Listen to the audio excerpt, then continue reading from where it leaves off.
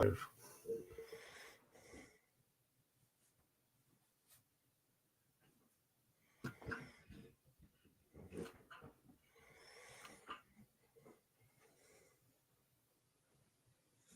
is what always scares the crap out of me because on my phone it doesn't show us live.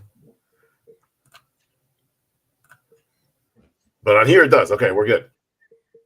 All right. Well, all right. Here we go. I have special guests. I'm going to go by R.J. Henning, right? R.G. Henning. R.G. Henning. You can go ahead and call me Ron. How about that?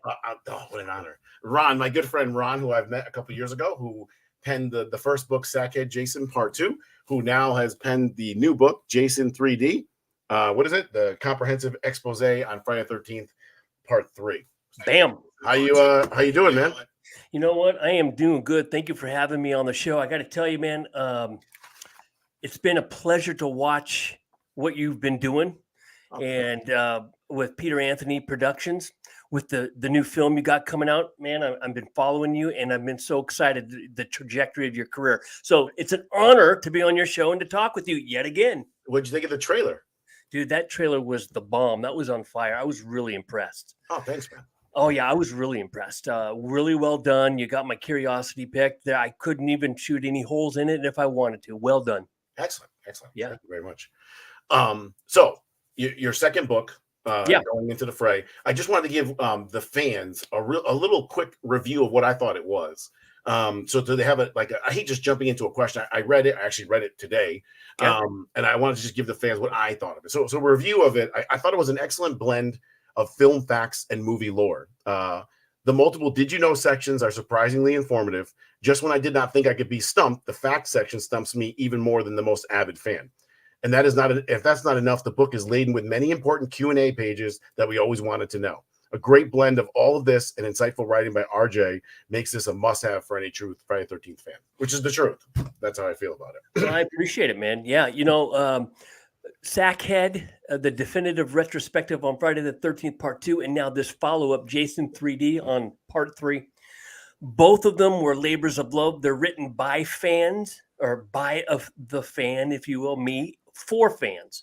I wrote the books, both of them, exactly how I would want to read them as a diehard fan.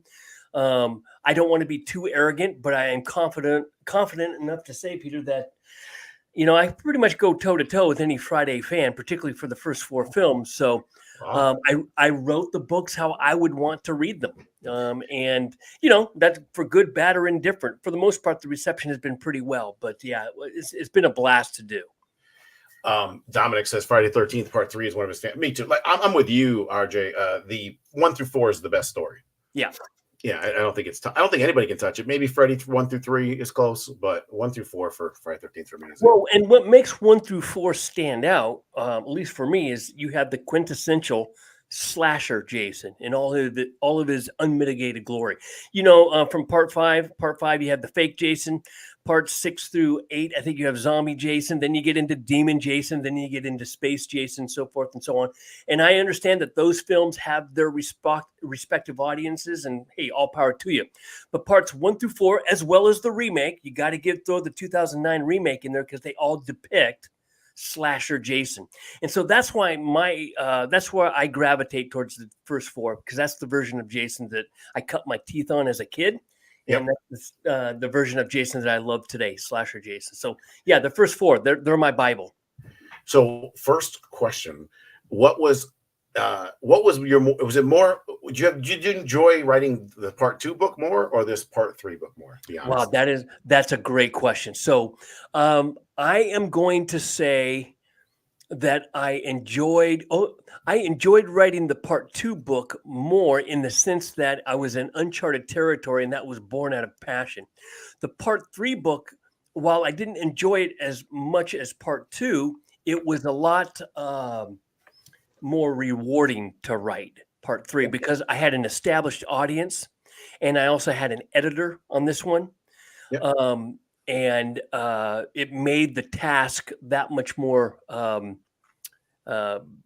I guess you would say, I hate to say enjoyable because I'm saying part two is more. It made part three that much more relaxing to write because I had an established audience and I had an editor to cross check a few things and make sure everything was tick tied and verified. So yeah, but part two is my labor of love. That was born out of my heart. Part three is also a labor of love, but there's nothing better than the first time, right? Yeah. So. All right, you're in the hot seat with me, man. So be ready. Yeah. Because I got a one error. I had an error in your other book. I got one error coming up later. Go ahead.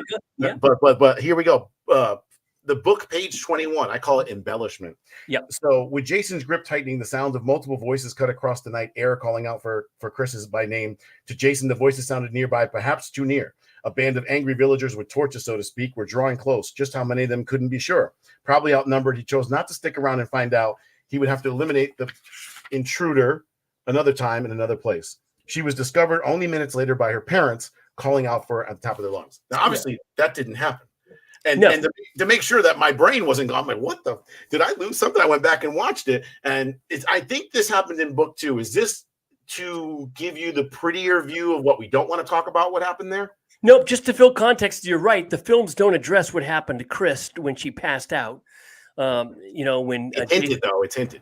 It's hinted, exactly. Yeah. So I was tasked with the inconceivable joy of trying to fill in the blanks for narrative purposes without violating canon or inviting a copyright lawsuit or anything of that magnitude. So I just tried to connect the dots based on the novelizations, and there's 2 novels for part 3 based on common sense. But yeah, there's a little bit of license allowed when it comes to some of the narrative. There's some other parts too. Yeah, in fact, if you every chapter, to include Sackhead, the book on part 2, as well as Jason 3D, I think every chapter, when it comes to the character narratives, I take a little bit of license because I have to, because not every blank is filled in for us. So. Yeah, I like it. I do like it. I just wanted to bring it up as to why. Especially that section, because it's people don't want to touch that section. That's true. That is very true. It's very sensitive. Yeah. Yeah. And you go into that. I don't address it here because I want that fans to deal with it. So, but you go into that pretty in depth in the book also. So I try not to be too dogmatic as to what really quote unquote happened with Chris, but I try to present the arguments. Right. I think it's the way she, and for the fans out there, it's hinted at a sexual violation, a rape of Jason with her, but it's never really proven. She doesn't say it, but just in the way that she describes it and the way they cut the film, it almost seems that when then she woke up, she didn't know what happened, that kind of thing. It kind of thinks like that, but he goes really deep into that. Okay. I do. Question number 3. Having never met the famous Richard Brooker, what, like when you talk to everybody there, what is the feeling you got of him? How do you now, after researching him, interviewing everyone, what is your feeling of Richard Brooker, the man, and Jason Voorhees? The guy was a genius. He was absolutely brilliant. And the footprints that he left in Hollywood as Jason Voorhees pale in comparison to the footprint that he has left behind in the technological categories of Hollywood. It's escaping my memory right now, but he actually invented some technology to where he received rewards and an Academy Award, I believe. Yep. He has patents on some inventions that he concocted, all from a technological standpoint. So he was actually, there was a lot of brains behind his brawn that a lot of people don't know about. And that was really what he was known for in Hollywood. Among the fans, he's known for wearing a hockey mask on his face for 3 months in 1982. But behind the scenes, he's actually known for a lot of technological achievements. So a lot of his peers and a lot of his co-stars have nothing but glowing reviews to say. And a lot of the things that they have to say about him come after the fact, well after Friday the 13th Part 3, because that was such a short time in their experience. Right. I think of the composer of the Friday the 13th soundtrack, Harry Manfredini. Yeah, Harry. I always want to say Mancini, Harry Manfredini. His relationship with Brooker spawned, decades after Friday the 13th Part 3, and all he has to say is glowing things about the man and his technology, his intellect, and his wisdom. There's not a person I talked to that had a negative thing to say about Richard Brooker, either on the set or behind the scenes, or even at fan conventions. He was a very gentleman. He was an Englishman with etiquette, and he was also a man's man as well. yes. So he was very protective of the ladies. Yeah, so nothing but glowing reviews. Now, some of the cast, their memories have faded with time. It's been 40 plus years, plus he's been dead now for, I think, close to 10, 11 years. And so memories are starting to fade just a little bit. And also, not everybody spent a lot of screen time with him. Correct. But yeah, Richard Brooker is one of those universally loved characters from the cast and crew, from behind the scenes as well as in front of the camera, and the impact that he's left on the industry with some of his inventions and technological advancements that he did with his company. Yeah, Jason Brooks, another Jason, says Brooker was great. Which Yeah, I agree. I think even outside from the fans' view, I don't think anybody dislikes him. Like even the look, everything. He's in the top 3, 2, or 1. you know, he's you know better than anybody that I'm a big fan of part 2. That was my quick question. Yes or no? One Sack or Sackhead 2 or Jason Mask 3? Which one? That's not a fair question. No long answer. I need the answer. I know what it is. So when I have nightmares, when I dream about Jason, it's always Brooker. Right, always. Right. That's the incarnation of Jason that scared the crap out of me. My favorite Jason is Sackhead. That's my favorite Jason. But if I have to put my cards on the table, it's Brooker that I have nightmares about. He is the quintessential Jason Voorhees. I agree. He's iconic. You go around the world, some people might know the Sack, but the mask they all know. That's right. And it looks so doggone good on him. It does. And his rendition of Jason. Big traps and everything. Yeah. Absolutely. I hated that they got rid of the traps in part 4. I hated that because that was awesome in part 3. He rocked it. Thomas Clark says, I thoroughly enjoyed your Sackhead book, Mr. Henning. You're too kind, man. Thank you so much for your support. I encourage you to pick up this one. I think that if you like part 2, the book on part 2, I think that you'll be more than happy with this book on part 3.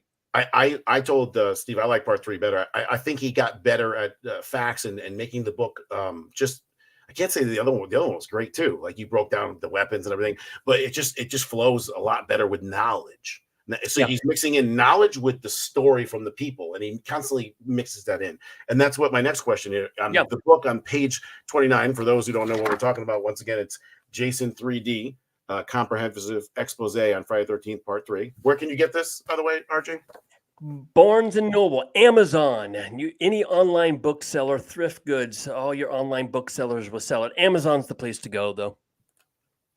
Okay. And so this is what I have. I love your breakdown on the top 25 3D created scenes. I like the thought that I knew everything about you said there might even be more, but you just broke out 25. I didn't know that. I thought there was 10. I didn't know there were 25 3D scenes. You do this great section in the book where it actually shows the pictures of them and lists them 1 through 25. So enlighten me. Which is your favorite of those 25? It's funny because of those 25, and I actually make a note of this. What Peter's referring to is an ask and answered section on page 29 at the end of one of the chapters about where the 3D was exploited or used the most. There you go, bam. And I chart the top 25 3D shots, and I think of all of those 25. Well, my favorite is the Frankenstein grab, is what I call it, when Richard Brooker reaches out at the camera with the axe in his head. Yeah. That's just my favorite. But that being said, all 25 3D shots, and this goes on to explain the gratuitousness of 3D and why Steve Miner didn't really like it. None of them actually serve to push the story along. They're just exploitive. That's all they are. They're just gimmicks. But I think your point of that one does more than the others. Yeah, that's true. And then you're kind of scared when you first. That's true. Yeah. That shot in the barn with or Jason reaching out towards the camera with the axe handle towards the camera, protruding from his mask. That's my favorite because I think it's an iconic shot. I think it's a legendary shot. And to be honest with you, I'll tell your listeners a little story. The year's 1982. I'm 12 years old. I'm too young to see the Friday the 13th in the theater. So where am I? I'm watching Rocky 3 in the theater next door. And all I keep hearing are people screaming in the theater next to me. I know they're watching Friday the 13th. And doggone it, I was so upset. I got up to go to the bathroom, and I decided I would try to sneak in just to see what all the screaming was about. And sure enough, I hear the auditorium roaring, and I peek my head through the window. or through the door, and there's Jason with his hand stretched out with the axe protruding through his mask, reaching for Chris. And I thought, I can't wait to see this freaking movie. And I did it about a year later on cable. But anyways, yeah. So people have no idea. It's nothing like that now. Back in the day, it was really, really tough to sneak into other theaters, and they used to go around with the cop patrol with the lights, put your foot down. They'd always check you. You could do anything now. It's totally different now. Oh, yeah, yeah. Yeah. We got another question here. Or I believe Jason was attracted to Chris for some reason. She probably reminded him of a girl he liked at Camp Crystal Lake that was nice to him and such. So he was trying to make love to her. I could go. You know what? I can't argue against it. You know, you're going to be, at the end of the day, Dominic, you're arguing from silence, but I would be rebutting you from silence. So, yeah, you might be onto something. Another one in your fact section, I learned the reason for, in part 1 and 2 was the Northeast films. Yeah. In part 3, they go to California. And you point out in part the reason why they go to California was to be closer to Hollywood for all the 3D technicians and equipment for the movie for 3D. I didn't know that. You found that out during your research? Yep, that's exactly right. And I got to be honest with you, it's one of the things. There are some things I don't like about part 3. Not the real lake. No real lake. No real lake. A man-made pond that I had to somehow logically fit into the scenario. How does a pond spawn from a lake? But that being said, I don't like the West Coast aesthetic, especially when they're driving. You see all the California mountains. There's something about the New England, or excuse me, the New Jersey landscape, or in case New England, part 2 is Connecticut. And in case of part 2, the Connecticut landscape that is missing in part 3. I'm not a big fan of the West Coast aesthetic, but I get it. They were making a significant financial investment in this film. They were trying some avant-garde technology, a new camera that had never been used before. They had to stay close to the reservation where all the technicians resided at, because they knew they were going to have technical problems. And boy, did they ever! They lost the first 15 minutes of the movie. They pretty much lost all the market scenes with the bikers and Shelley and Catherine Parks Vera. All that footage was shot and lost because of 3D imaging problems that they were having. And the crane broke. They dropped, and the Luma crane broke on them. Yeah. So they had to stay close to the reservation in California in order to make it work on a timely basis. I get it, but the aesthetic is clearly noticeable. It's noticeably different in the film. That bums me out because I'm a purist. I want to keep it pure. I want to keep the New Jersey or Connecticut feel, but it is what it is. Yeah. Real quick here, Catherine Parks, former Miss California, also the lover of Terry Kaiser and Weekend at Bernie's. That's exactly right. That's exactly right. I'll never forget her. You give a breakdown of accounts from various, you do a great job at this, a various casting crew on whose idea was it for the iconic hockey mask. Yeah. And I've watched every behind the scenes from guys on set who played hockey to Steve Miner to everybody saying who it was. But I'm sure you did a lot of research on this. Gun to your head, bang. There's that gun to your head. Who really brought it? Whose idea was it? Marty Sadoff. That's what I heard too. Yeah, Marty Sadoff, because at the end of the day, you listen to all the testimonies and you listen to all the they all point to it. There's the needle of suspicion always goes back to a guy by the name of Marty Sadoff. He was a 3D technician among some other things with the film. Who played hockey.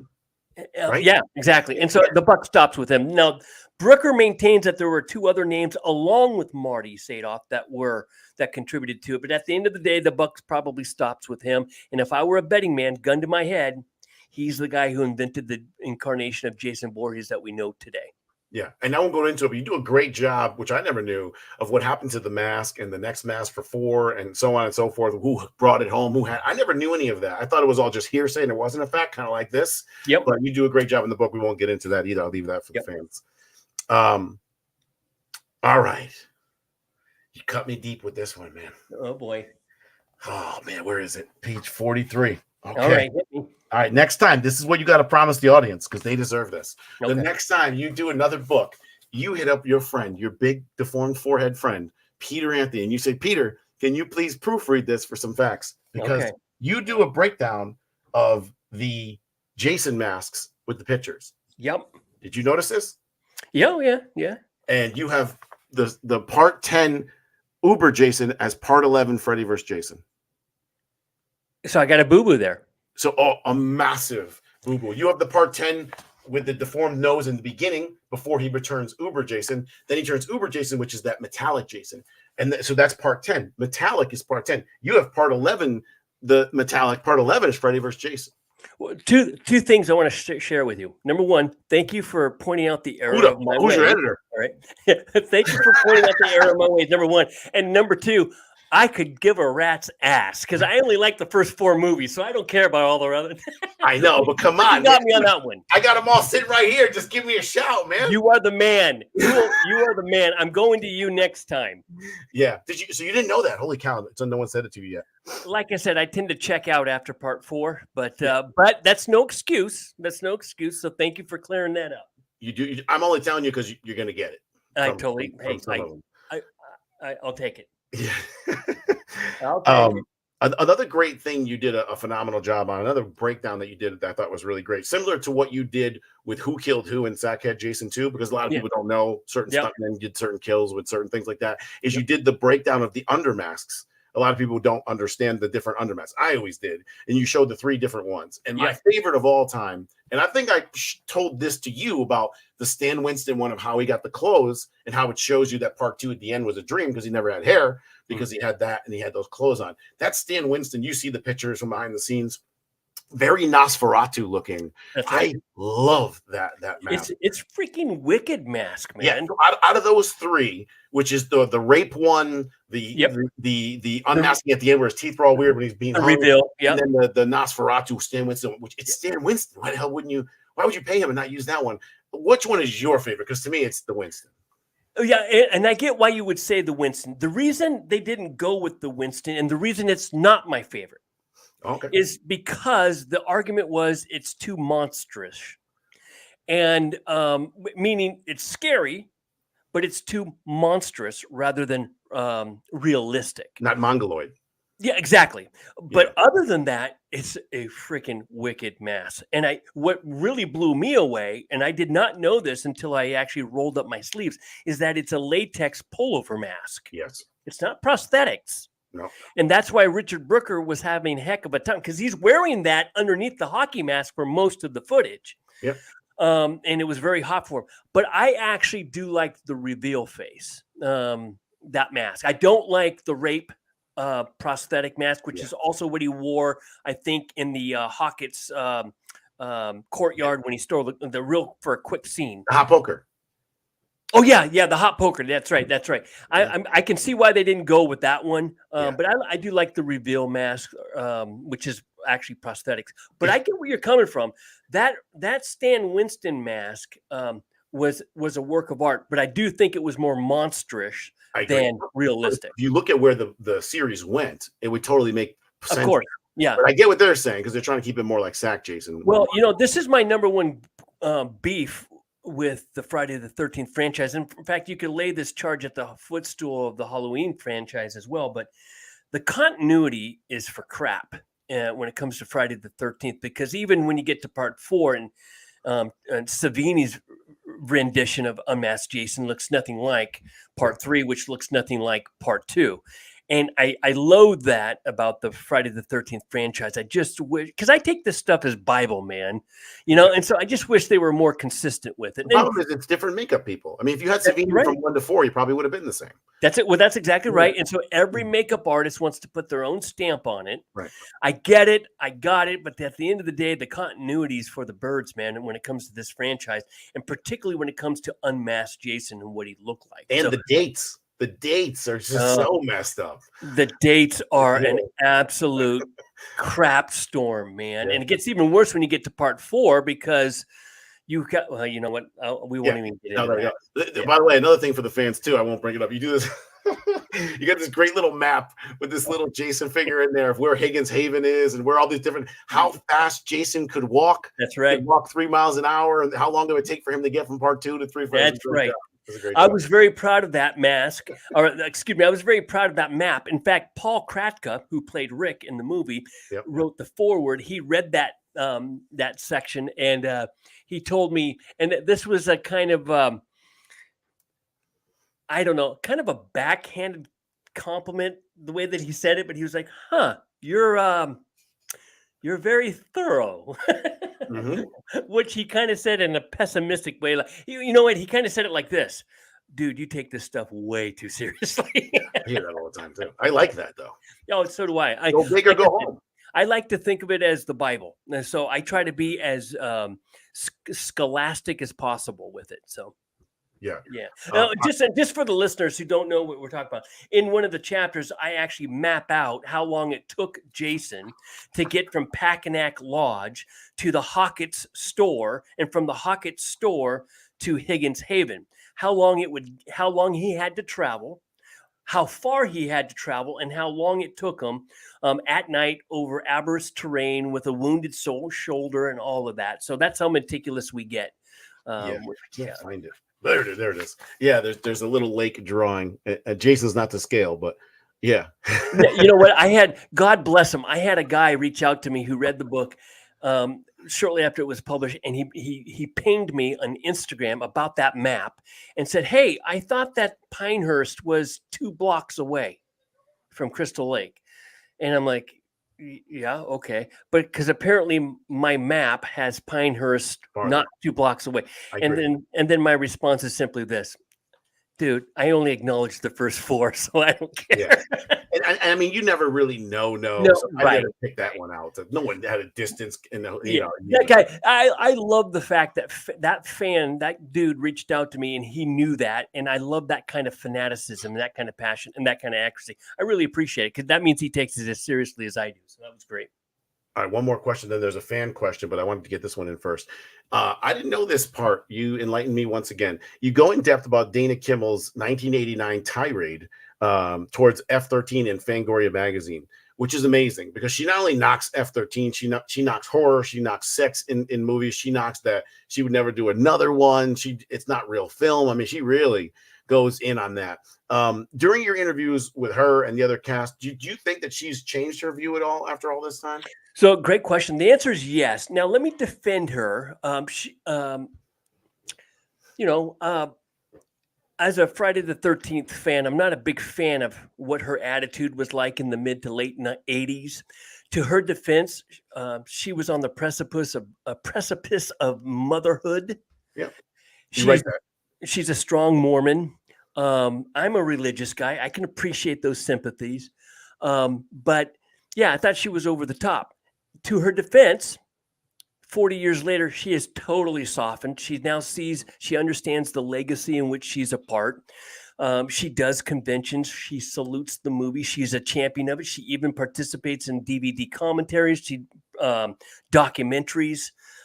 So she's not bashful about it. She was a young lady trying to find her way on the precipice of motherhood and marriage. And I think that she just was probably very sensitive at the time. She has, for lack of a better word, repented of those interviews. And by the way, that Fangoria interview in particular, I had to really research, and thank God Fangoria keeps their issues in the archives online. And I was able to actually track it down, make sure I quoted her correctly. Same thing with the Shreveport, Louisiana Journal, in which she also said some derogatory things. I was able to track that down just to substantiate. But she has done a U-turn, and now she goes to conventions on occasion. She's an ambassador for the film. She does not shy away from it. She embraces it. 40 years removed from the release, I think she sees it for what it is, a cultural phenomenon. And so, yeah, I think she's completely repented and done a U-turn on it, and she's an ambassador. I was supposed to meet her at that convention that you and I met for the first time in Jersey, if you remember. Oh, yeah, that's right. She canceled. That's right. And she canceled. I was really bummed about that because she's the one. Anyway, so. I mean, Betsy Palmer herself admitted she only did Friday the 13th for a car. That's right. Yeah. So things out. Yeah. So here's a question from the fan. I have an answer on this one, but I'm going to let you answer. Is it true or false? Does Sean S. Cunningham hate the Jason character, especially the hockey mask? Jason saying the mask is stupid and that Jason is alive, saying he doesn't make sense. I think he's referring to like in Jason Goes to Hell when he told Marcus that he hated the mask, he need to get it out of there, which he defends vehemently. Because I think that's what he's talking about. I don't know the answer to that question, so I'm going to defer to Mr. Anthony. Yeah, I don't know either. I mean, Sean Cunningham basically he gave up on that franchise, sold it, gave it away, then took it back, then did that a whole bunch of times. Because what we do know is that he He loves money. That much we know. Yes, just about to say that. When you see him at conventions, when he's outside, like in the hall with other people, people will ask to talk to him, take a picture, or do an autograph. He just says, "Get away from me." I've seen that myself. So he's a lot different than the other people. He's not as embracing of it. He does look down on it to a degree. Mhm. And Adam Marcus did say 100 times that he told him, "Get rid of that mask. It's so stupid. Keep Jason out of the movie for as long as you can." And why would Adam Marcus ever lie about that? He was 24 when he made that film. Yeah, right? So yeah, I agree with that. Yeah. Thanks, Dominic. Yep. What we got here? Do you think down the road you may combine these two books into one collection? Good question, Jason Simone. Yeah, it's a possibility. Sometimes I'd be lying to you if I didn't pick up both books and sit them side by side and go, "Hey, that would look good as one volume." Probably not, though. I like them as separate entities. I'm sorry, I forget who the. I'm sorry, I took it away. My bad. Jason Simone. Simone, thanks, Jason. Yeah. Probably not to answer your question directly, but who knows? You never know. But if I do any more, I like to keep them as separate entities. It's easier reading, so we'll see. I only got a few more for you. I like to keep it quick and moving. Who was your favorite person to interview as for this book? And let's be honest, who was your least favorite and/or someone you didn't get to interview that you wish you could have? Come on the hot seat now. Yeah.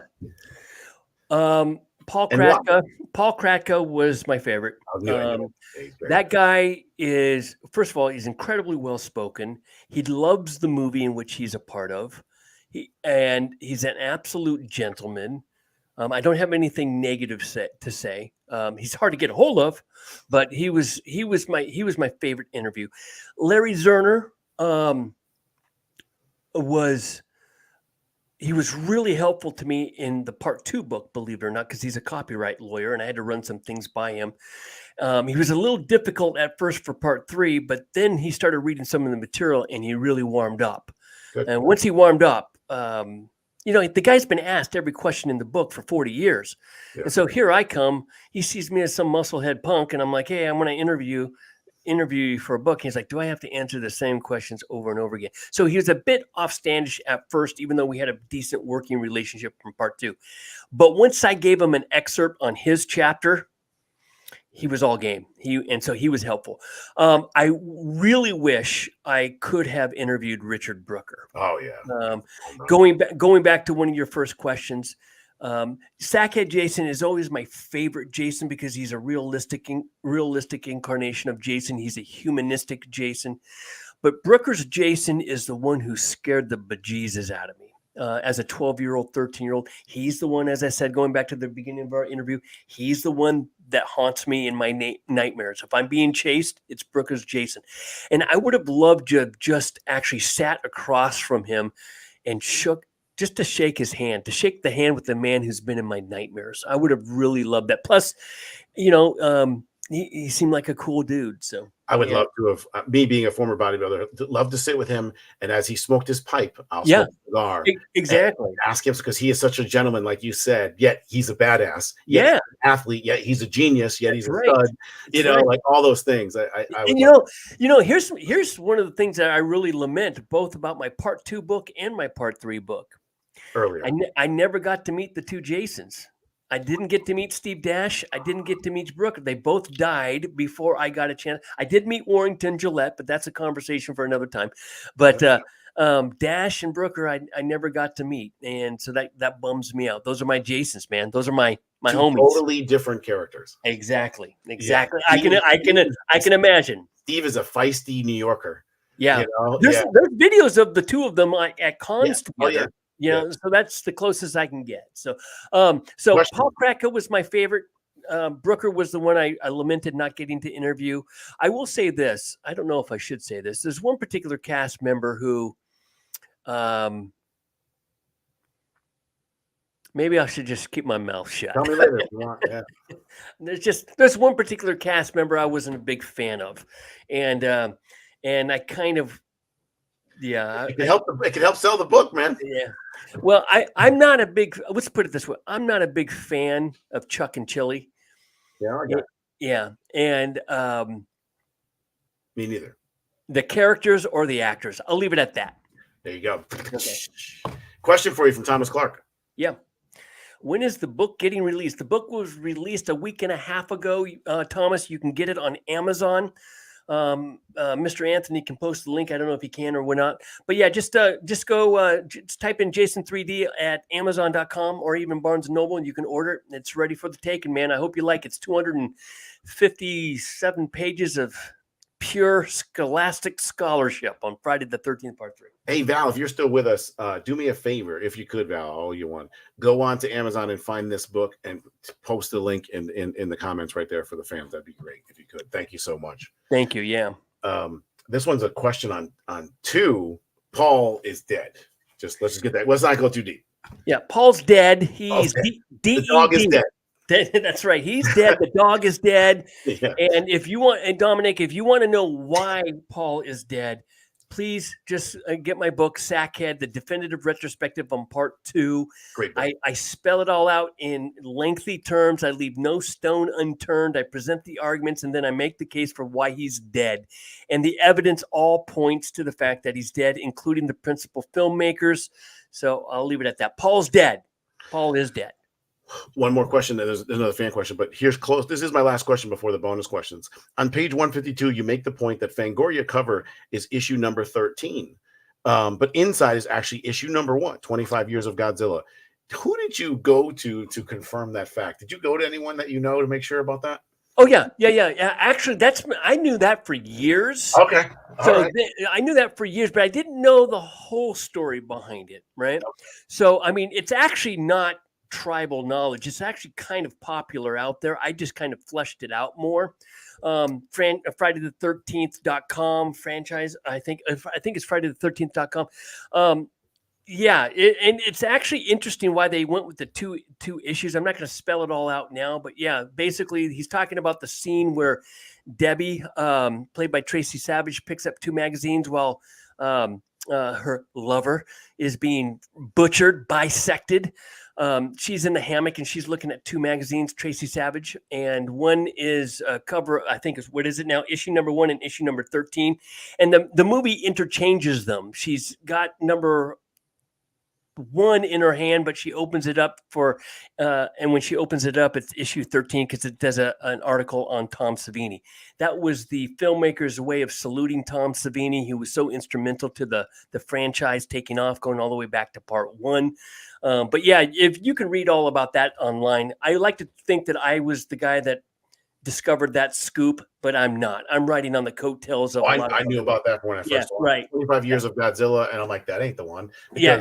I'll see if I can fix this, but some of us actually have that one. Of course you do. That's how you roll, bro. Yeah. So I always had that one, knowing when I went to go buy it, I was like, well, which one am I going to go with? And when I went to look, I remember looking, I'm like, that's different. 25 Years of Godzilla is issue 13. This one on the cover is Fangoria, issue number 13. Part 1 is 25 Years of Godzilla. I'm like, what the hell's going on there? And then, like you said, she holds them both, and they just kind of intertwine. They probably did multiple takes.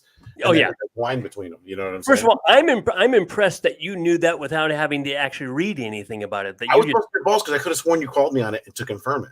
No, I did not. But man, okay. I need to come to you more often, especially about math. It's worth it. It's worth the risk. You know, it's not like, you know, man. Yeah. Oh, look at this here. Jason Simone bringing the fan films back in. Off topic, but do you ever check out any of the Friday 13th fan films and your thoughts on those continuing the Friday 13th legacy? You ever seen Roseblood? You ever seen that one? Huh? Yeah. Have you? Yeah, I do. I do check out the fan films because we've had such a drought. Right. We've had such a drought in the last since 2009, and so that's what we have to live off: fan books such as my own, fan art, and fan films. So, I had the pleasure of speaking to one of the masterminds behind some of the fan films that have kept the legacy of Friday the 13th in the front row or in the foreground for us fans. So I thank you for that, Peter. So yeah. Oh, and that's why I wanted to do. That's why I wanted to do your podcast too. By the way, to be the first to do it, because I appreciate what you, as a filmmaker, and your fan films and your production company, what you mean to the community, the Friday the 13th community. And so I didn't want to just sit down with any Tom, Dick, and Harry. I wanted to sit down with somebody who was like-minded. You know, and you and I are like-minded in a lot of ways, from our politics to our sports to our working out and to our love for Friday the 13th. So here I sit. Yeah, amazing that your backyard was Woodinville and Tacoma. I got to tell Sean all that. Oh yeah. So I got two bonus questions, and then we have another fan question. But so the last time you made fun of my fastball, do you remember that? I said, "Hey, I got a question for you." You go, "Is that your fastball?" The pinball Yeah, question. You go, "Is yeah, that your fastball?" I'm like, yeah, "Ah, it's more like a curve." yeah. So I got a little. Here's a slider for you. Give me Going some. off that, here's a little slider for you. It's in your book, so let's see if you know. What was the box office opening money wise for Friday the 13th Part 3? Exact. The opening week or the overall take? Opening week. Oh, I think it was 6 million, was it not? 9,406,522. You know what? Friday the 13th Part 2 opened at 6 million. That's why. Yes. That's right. Okay. Okay. So that was just the slider. Now we're gonna go with the same delivery, but we're gonna Okay. turn that ball over and we're gonna go fastball. Okay. Right. Whatever's left in that, we're gonna come down with the fastball. All right. I'm digging in. Richard Brooker, the Yeah. legendary Richard Brooker, died on April 8th, 2013 at the age of 58 years old. What other Jason Voorhees actor shares that grim day as his birthday? Day, not date. Well, I'm going to have to come clean with you. I'm going to guess because I don't know. Yes.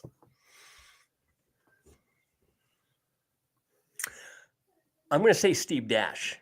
No. Kane Hodder was born April 8th. So I was going to go with Hodder. Yeah. I was going to go with Hodder, but for some reason I was thinking that if I was thinking Dash was born in April. So, okay. All right. What's wow. Up, way to pull my pants down in public, man. Bro, you killed me with I go, hey, the pinball. You're like, oh, come on. That's all you got. It's all the pinball. I was like, oh, fuck this. I'm going to go deeper this time with this. But you're going to throw me the heat, man. I throw you the Nolan Ryan. Yeah, Kane, I'm friends with Kane. Also, it's my ex-wife's birthday, so another one I'll never forget. You unfortunately. Total killers. Yeah. So I got it's so you got a single, and now it's 0-2, I guess, on this one. Yeah, so, right, there you go. Question: with the films becoming popular, would you like to see Jason versus Godzilla? Can they scale Jason up like they did with Kong? So Jason would, I don't know about that. No, I'd watch it. I don't think I would, because this is where my snobbery comes in. Yep. I'm a slasher guy. I like slasher Jason. I don't like zombie Jason, ghost Jason, fake Jason, demon Jason, space Jason. I like slasher Jason. So I like to keep him rooted in reality. No offense, Dominic. I appreciate the question, but that's where I think the franchise got off base, is when we took Jason out of reality and we turned him into a cartoon character. That's what I want to avoid. So right. So I'm going to leave you with one last question, but just for everybody again, I'll put the link in there also for people to go. R.G. Henning's second book, Jason 3D. There it is. He's holding it. A comprehensive expose on Friday the 13th, Part 3. Oh, and Sackhead Jason, Part 2, which I've also read and have. He's the author of both of them. Does a great job. Goes out to conventions, reaches out to all these actors, really does in-depth stuff. I mean, he teaches me things. I mean, the Hawk build machete I always heard about, but it was never confirmed. I know that you confirmed it. And then the fact that the pitchfork is missing in Part 2 off the wall, foreshadowing what's that, man. I may have seen that movie a billion times and never noticed that. And I discovered that by accident. And I got to tell you, that was like finding the Ark of the Covenant when I realized that. So yeah. So great job. By the way, John, Doomsday, knees recovering pretty good, dude. I'm in a better spot than I was before surgery. So with the screws being taken out now, so I'm in a better spot. So lastly, we'll leave it with you. What is there something you learned in your investigation of Part 3 that you didn't put in the book that you would like for us to know? Wow. I got to be honest with you. I think I left it all on the field. I can't think of anything I didn't put in the book or I had to take out. If anything, I would have liked to have done more. I would have liked to have been able to sit down, for example, with Jeffrey Rogers, who, but he's elusive, and same thing with Rachel Howard, who played Chili. Yeah. Jeffrey Rogers played Andy, both of whom are aloof from the series and join secular careers in medicine.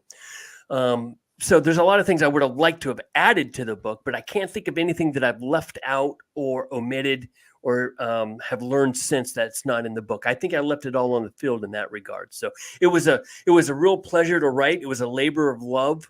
I feel like I did the movie a service. You did. keeping it in the foreground of the community's minds. And for those of you who count yourself a Friday fan, I honestly, without being too self-serving, I honestly think it's a must-have for anybody's library. I know that not every Friday fan is a reader, but if you want to take your game to the next level in terms of your fandom, then you have to have this in your library. I know some people who have the books who don't even read them. They just have them because they know they should. Whatever. But I would encourage you to read them because I think that you'll find them very entertaining as well as very insightful. So, and I agree. I'm not just saying that because you're a guest, because I'm pretty well versed, bro. I got to be in the top 1% between making fan films, being friends with the Jasons, being in the films with them, every mask ever, the shadow boxes, like all that. I got to be in the top percent, right? And you've taught me some things I didn't know, because that's what you get when you get all the actors together and you ask them all these questions. You get the stuff that's been missing. Yep. You know what I'm saying? So it's just a great job. What up, Q? Q played the Duke in Rosebud, my good friend. What up, Q? So last, I'll let you go after this and you can give the shout out again where it is. But I know we talked earlier before about 2 and 3. For me and all the fans, you got to do a 4. I don't care what happens, man. We're going to push this 3. Everybody share this as much as you can. Share the links, buy the book, do what you can, support indie people like us. But you got to do a 4, man, because 4 is my favorite. 4 is my favorite of all time. I was in contact with White's grandchildren, so much so that he had so many masks that he signed for me. They would take pictures of them, that when he passed, I wrote a whole letter to them. I didn't figure they'd ever answer, and they answered me back and said, "Peter, you've been such a great influence," and yada, yada, yada. Ted White, Part 4, it is the best of the best, the creme de la creme. I put it up there with Halloween and Freddy 3. You got to do a 4, man. What's your answer on that? I want to do a Part 4. I'll say that. Whether or not I do it, I'm going to be honest with you, Peter. It really depends on how this book does critically and commercially. I do think Part 4 is the best of the 4. I think Part 2 is my favorite. Part 3 is the iconic one. Part 4 is the best one. Part 1's the classic one. I want to do a Part 4. If the book on Part 3, doesn't land for the fans, I may not do it. But if it lands for the fans, critically and commercially, then you can take it to the bank. I'll do Part 4. Good. Yeah. That's what I want to say. I'll help promote it and push it too. And you do appreciate that, brother. I appreciate that. Do some conventions and stuff too. Yeah, exactly. Yeah. That get you out there, because people see your story and see how much you care and stuff like that. Any support for me, I feel, is not because I'm such a great person. It's because of the passion. I think that rolls over with you too. Yeah, I think so too. And I've been able to. I went to Blairstown last Friday the 13th. I set up a booth there, and I sold out within 2 hours, 3 hours, I think it was. So there's something to be said about doing meet and greets and stuff. And I was surprised at the number of people. They had no idea about the books because they're not on social media, which is the bulk of my public promotion. Right. So there's a lot of fans out there who aren't aware of it online. So I do want to do some cons, and hopefully I'll see you guys out there and meet you face to face. Yeah, hopefully. Awesome, man. Thanks for spending your time here. Once again, where do you get the book? Amazon.com. Just Google Jason 3D. You can also get it at Barnes & Noble. All basically your online booksellers. Amazon.com. I appreciate everybody's support, man. I really do. Thanks. Look at that handsome guy. Look at that guy. Bam. Not bad for 25, huh? I'll see you and I'll see everybody else later. Thanks so much. Thanks, buddy. Talk to you later. Bye-bye. Bye.